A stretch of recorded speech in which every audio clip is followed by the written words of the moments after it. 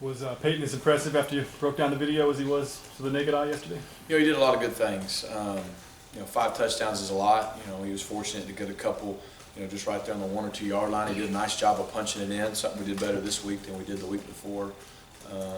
But he tends to get better as the game wears on, third and fourth quarter, which is good. And when we needed to try to run the ball to put the game out of reach at the end, he had that nice long run and just did a good job of closing things out. So other than the one time the ball was on the ground, I thought he had a really good game. What did the video show about Sean, your assessment of him? The way the game turned, he did everything we asked him to do, made really good decisions, made a couple really good throws, took a few shots, and just he managed the game the way that game unfolded very well. The one thing that just is not going to be tolerated, can't happen, the ball was sloppy. And it wasn't just him. He had 3 times, Peyton had 1, and then we had another time where the ball was snapped. I mean, the ball can't be on the ground like it was. It's unacceptable, and something's got to be fixed. Fortunately for us, we got it back, and we never turned the football over, so that was a bright spot. Do you like what you see with carrying on in the Wildcat? Yeah, I think that's something that he'll be very good at. He did versions of it in high school, so he's caught snaps before, so he's comfortable with it. Obviously, we have a lot of experience with that kind of stuff, and we think he fits it very well. And for the first game doing it, I thought he did a nice job, and I think he'll only get better and better at it. On the snap, what happened there? Well, we just we had a guy not lined up properly, and again, being his first game doing it, he's trying to get the guy where he's supposed to be, and I think that caused the center to think he's indicating the snap count, and so that's something that can't happen. But I think that now that we've got a game under our belt, it won't. Does putting Jeremy in that wide receiver in that Wildcat kind of keep him engaged, or what's the thought, without giving anything away? Right. What's the thought process? Well, no, he's very engaged. I mean, he reps everything Sean does every week, and he's ready to play. We've always, I shouldn't say always, a lot of times had a quarterback involved in our Wildcat formation. So that's nothing unusual, and he's done it before. He did it last year when Nick was playing quarterback. He was our guy. So that's just kind of part of the package. Is that basically so if you decide that he can jump in there and take the snap instead of the Wildcat? And it's just, for whatever reason, since we started doing it in 2006, we've always had our quarterback in there, and it's given us some flexibility with certain things, as we continue week to week to kind of develop that package. What are your plans with Sean and Jeremy this next week and a half? Do you go in with them both competing, still trying to be the starter, or what do you do there? We're just going to take it game by game right now. Sean has done, in the 2 games he's played, a very nice job. And, I think he's protecting the ball well through the air for the most part. He's making good decisions. He's making accurate throws. And I think our guys are responding to him. Jeremy has handled it very well. He's practicing hard. And so, those guys, they got to compete every day, just like everybody else does. But they both got to be ready to play. I mean, you never know what's going to happen in a game. You had a few more explosive plays that you hadn't been getting. How nice was that to see? And you mentioned ball security. What are the points of emphasis next week and a half? You have some extra time. Yeah, from an explosive play standpoint, we still didn't have the number that we would like, but the ones we got were timely and needed. And if you just look at our touchdown drives, just about every one had one in it. The first one, we got a really short field. But the second one, Rock has an explosive play in the first play of the drive. We score a touchdown. You've got another one where Duke catches the tunnel and has an explosive play on second long. We score a touchdown. You got another one, Ricardo makes an explosive catch on a third down. We score a touchdown. Peyton, obviously, his touchdown's an explosive run in and of itself. So the ones we had were timely, and that's the way we've always been. And that's the way a lot of people are. If you can get an explosive play in a drive, your odds of scoring a touchdown go up greatly. So that's going to continue to be a point of emphasis. Right now, we're starting to execute at a better level. We're just not explosive enough. And that's something we'll continue to work on, and getting those playmakers the ball that need it, like carry on a Wildcat or what have you, gives us more opportunities for that. As far as ball security, we just got to squeeze the ball tighter. With the exception of a third down run that Sean made a nice scramble, got us in a 4th and short scenario. He was stretching to try to get the first down. Peyton and him didn't have poor ball security. They just got to squeeze the ball. I mean, sometimes the ball's not out here being careless. You got to squeeze the ball. It's that simple. And but we can't put the ball on the ground like that. So we'll do everything we need to do to make sure that they understand the importance of that. Rhett, at what point was the decision made that, hey, we don't have to throw it. We're just gonna run it? Well, we never really made that decision. We were up 21-7 at half, and we ran, I think, 30 plays in the first half. And we were having success running the football.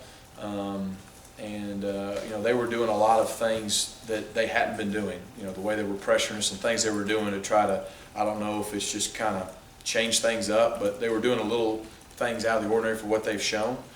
And we were having success running the football. And then, we get the short field to start the second half after a great kickoff return. We ran it in. And then the next time we got it, our defense had been on the field a little bit. Long drive to start the half. We scored real quickly because of a short field. Then they're out on the field again. And we just felt like we needed to go right at them a little bit and keep our defense off the field some. And we were able to do that. We had a really good long drive. We just failed a 3rd down and 1 conversion, and we ended up not getting any points out of it. And then the next time we got it back, it was a run the clock out scenario. So just the way the game unfolded after we got up 21-7, we were never in a situation where we had to throw it a lot, and we were running it effectively, so it just didn't call for it. It wasn't planned. As much as Sean is doing what you're asking him to do right now, how confident are you that you can have success for the rest of the remaining 7 games when you're only passing for between 100 and 150 yards per game? Well, we won yesterday, so, we're going to do what the game dictates. If we need to throw for 300 yards, we're prepared to give it all we got to do that. So, again, we had a good game plan going in, and the way the game dictated, we didn't throw for a lot of yards. We're not a big stat machine right now. I don't think that's any secret to anybody else. But what we did yesterday, we finished drives better in the red zone, with the exception of that 3rd and 1. We got to pick that up. That's inexcusable. We didn't turn the ball over. We didn't have an offensive penalty. We were over 50% on 3rd down. And, I think we punted twice in the game. We've got to maximize our possessions right now the way things are unfolding. What have you seen out of your H-backs the last 2 weeks? I thought yesterday Cameron Petway did very well. He was very physical. He had some great hustle plays that don't go noticed, but on one of the fumble Sean had where he got hit pretty good, he recovered it because he was hustling. And then at the point of attack, he was really being physical, getting some movement. He did some really good things. And then Chandler Cox did some good things in space. We were better in protection the few times they were called to do that this week, which was a point of emphasis from the last game. So, again, being 2 guys that have now played only 5 games, I'd like to think they're going to really improve as the season goes on. But I like the physicality I saw from Petway. Are you in a better spot right now compared to this time last year at the position, you think? Not from an experience standpoint, but physically, from a physicality standpoint, yeah, I think so. And to add to that, what did you say out of Robert Left yesterday and the things he brought at tight end? He did a really good job. He did a really good job, and that's something that he gives us, his ability to play with the tight end more and to do some things like that. And I thought he was physical. I think he graded out perfectly on JB's assignments. He did some really good things. Was Saturday an indication that Ricardo was getting a little bit more healthy and could do a little bit more things dynamically for you? I think so. And, he's one of our guys that's an explosive playmaker in a bunch of different ways. And, we've missed that the last 2 weeks a little bit. So it was good to have him out there and make a few impact plays. And, being a senior, I think he knows it's his last go-around, so he wants to be out there. And this kind of bye week comes at a great time for guys like him. Well, I know you get asked about this a lot, but 58 snaps. Go ahead. 58 plays. Yeah. What we see doesn't look a lot like what we saw a few years ago. Right. Is that by design, or is it just the way the games are going? Or? We know the last game we had almost 79, 80 plays. Right. Obviously, that's more our style and preference. The game yesterday, we had so many short fields, and to be honest with you, 2 times we did a poor job taking advantage of it. The first drive of the game, we get the ball on the 59-yard line, we don't go anywhere. And then I think it was the 4th drive, I believe, we get it set up after a turnover, I believe, and we don't do anything with it. We punted one, we missed a long field goal on the other. But other than that, when you get the ball to the 23-yard line one time, to 26 another time, it's hard to have a lot of plays. We had probably 9 true possessions, and we scored 5 touchdowns on those possessions. And typically, I think in the last few years, we've had more about 12, 13 possessions a game. So we've got to maximize the ones we have. And again, we were up 21-7. They did score. We got a short field. We scored again. We had a 2-touchdown lead. We went on a long drive. It's just we didn't have a lot of plays, but I do think we maximized our drives better than we have been. At the end of the day, we're going to do whatever it takes to win. If it's ugly, if it's pretty, If it's 88 plays, if it's 55 plays, if we win, that's all that matters right now. Seems like Rock was showing a little more power than Yeah. flash in yesterday's game. Is that kind of by design, or how's he kind of coming along? I thought he played really well. I thought he gave us some explosive plays, the screen pass and then a couple runs. He did run hard and physical, which is what we need him to do. He did a good job protecting the football. Again, Rock is one of those guys that has some explosive capabilities, and he catches the ball well too. So we need to get a guy like him to play like he did yesterday for us to be successful. How is he doing since kind of losing that starting job to Peyton Barber? I mean, I don't think he's really lost anything. Peyton just kind of assumed the role late in the games and has been the kind of the guy that's carried the heavy load. Rock had been a little nicked up, but we're going to need all those guys. And, case in point yesterday, he came in, was a great shot in the arm and change of pace. And we're going to need him a lot more than even we did yesterday down the stretch. On the the drop passes, was the one that Jason ball placement, was he expecting over the other shoulder? Oh, we got to make that play. It's got to be a touchdown. And also, what do you think of the receivers here these first few weeks? First few weeks. These last few weeks, excuse me. I thought they played hard yesterday. When you're a receiver and you don't throw the ball a lot in that game, and you go in with a different intention, we go in intending to be balanced and throw the football, you kind of see how guys react.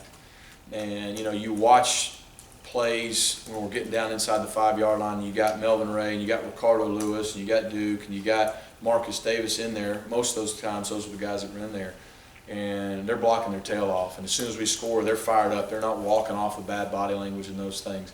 I think that says a lot about where they're at. We played hard. We did have 2 plays that we should have made. We didn't. And they know we have to make those plays. It's that simple.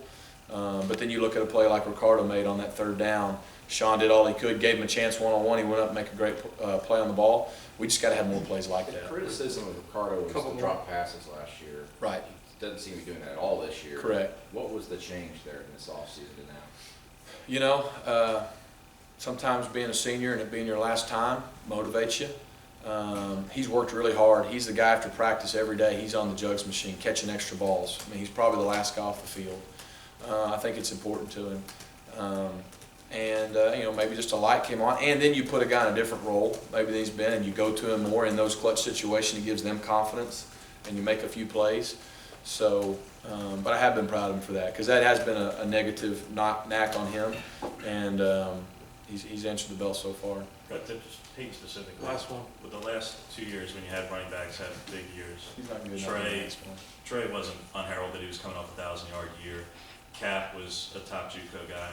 Peyton was kind of unheralded as a recruit and really did next to nothing for you guys last year, only a handful of carries. As much as you guys talked him up before, can you really believe what you're seeing right now from him this season? Yeah, I mean, he's got the size, to withstand 25 carries in this league. And like I said, he and our O-line tend to get better as the game goes on, which is a good thing. I don't know if I thought he'd ever score 5 touchdowns in a game, but I am really proud of him because you know how important it is to him, how hard he works. And you're right, last year he didn't get a lot of opportunity, the year before he redshirted. And then he comes in and he was probably the guy people were talking about the least. And when he got his opportunities, starting with the Louisville game, he made the most of it. But he has the size and the ability to hold up. He runs downhill, he runs north and south behind his pads. He'll make a guy miss, he'll run a guy over. And like I said, he's just been pretty steady for us. So we believed in him, and just like we believe in the other guys that are playing. So it's been good to see that come to fruition. You gonna let him in or not? He doesn't appear to have anything. I did, but that's the one I like. Everyone's got. I think we're done. Thank you.